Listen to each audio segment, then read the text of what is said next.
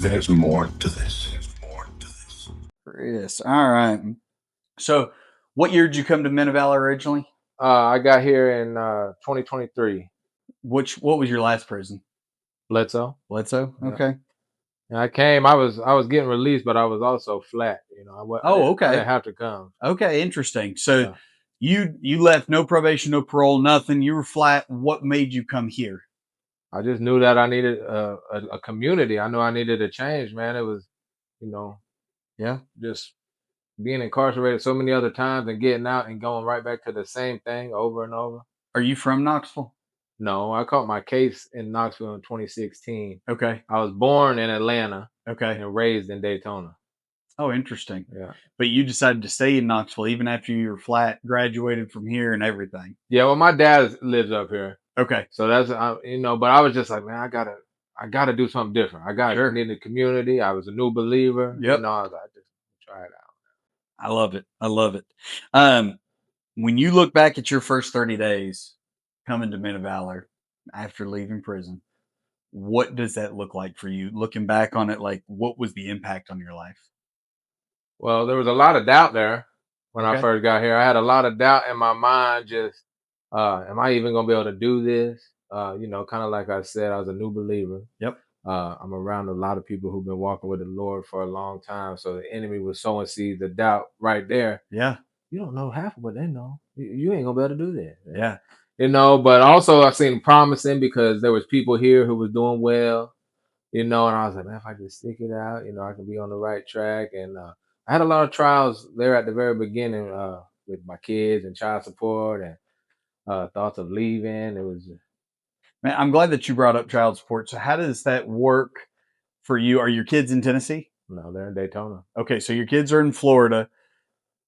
Were they trying to garnish wages, or were they trying to come after you for back child support? Were they trying to lock you up for back child support? Well, so I never was on child support. Okay. When I first got my son was 16 and my daughter was 12, 13. Yep. Never been on child support, but I've never been in their lives either. Their mom kind of just let me do my thing. Yeah. And so when I got here, I was reaching out to her. I was like, hey, I'm out. I'm trying to do right. I'd like to be able to talk to him. And she was like, well, she kind of just kept that door closed for a while. It was a lot of trauma, Sure. And one day I was here probably like, I don't know, maybe 3 months. And I got a letter from the state of Florida for garnishing wages. And then that about threw me for a loop, because I was making decent money, like 16, 17 bucks an hour, but they're talking about taking 800 a month, and I'm like, how can I survive? Yeah. So here comes the enemy again. Yeah. Like you just go out there and get a pack again and flip that pack and do this. Yeah. And you'll be all right. And you only have to pay that child support. But I talked to like Brian, AC, Bobby was around, and I was like, man, I'm probably gonna, I'm thinking about leaving. I can't pay this. And I think it was Brian that told me, maybe AC. They both told me this, but one of them was like, you must be crazy. And I was like, why you say that? And he was like, ever since you've been here, you've been asking us to pray that the Lord would, reconcile this relationship with you and your kids. He said, he's doing it. And I was like, I thought about it for a minute. I was like, that ain't how I want it. But once after a couple of days, you're just thinking about it and, really just deep diving into a little bit deeper. I was like, he did answer my prayer, but just not how I wanted. But now I do. I have a good relationship with my kids. I see him, talk to them. That's that's awesome. like 12 years in the making. Yeah. So well, first off, congratulations on that, because that's Yeah. awesome. Having a relationship with a parent, I think it drastically changes what the outcome of their lives can be too. Yeah. So Yeah, for amazing. sure. Amazing. And what part of the program at Men of Valor had the biggest impact on you? Just there's a lot of it. Let's see. I think it's just the relationships. It had to be the relationships that I built with these men Okay. as I was going through the program. And I'm talking towards like the staff that's really showing me how to be a godly man. Of course, the classes have big impact and it teaches you and stuff.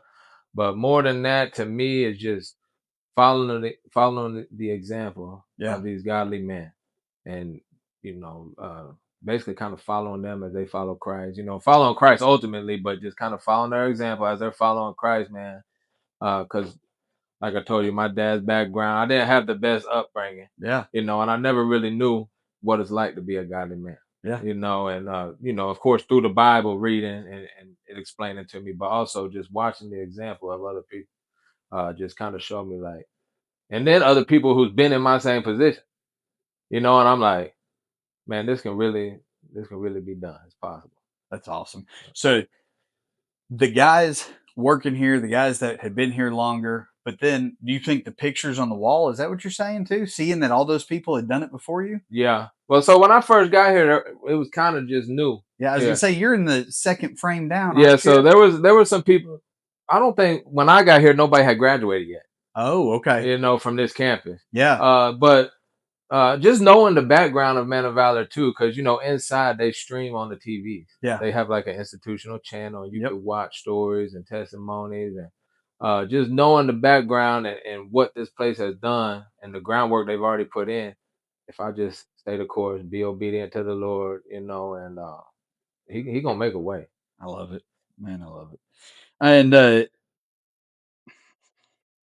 we've talked about the brotherhood from Men of Valor, but the guys that have graduated and left since you've been here, whether you were in the program or since you got out of the program, have you kept in contact with any of Oh yeah, them? Yeah. yeah. We still a lot of them are still around. So they have a house. So like Man of Valor has a house to where when somebody graduates, they can go to the graduate house, is what they call it. So they still come back for classes. We keep contact with them, and even the people who moved on outside of staying part of the graduate house or the program, yeah, we still keep in contact with them. Uh, and even people who didn't graduate, people who's left. Some people leave on good terms before they graduate. And still keep in contact with the ones who left kind of on rocky grounds or whatever, but just keep in contact with encouraging them too, though. But I mean, that's what it's about, the community, Hmm. keeping in contact, man. And even for the guys who's not doing well, man, if I can just continue to pour into their lives positive encouragement and stuff, you never know. Maybe one day they'll be like, I remember what Kris told me. Now, and you oversee which ministries? So my actual title is Reentry Minister and Family Children Coordinator.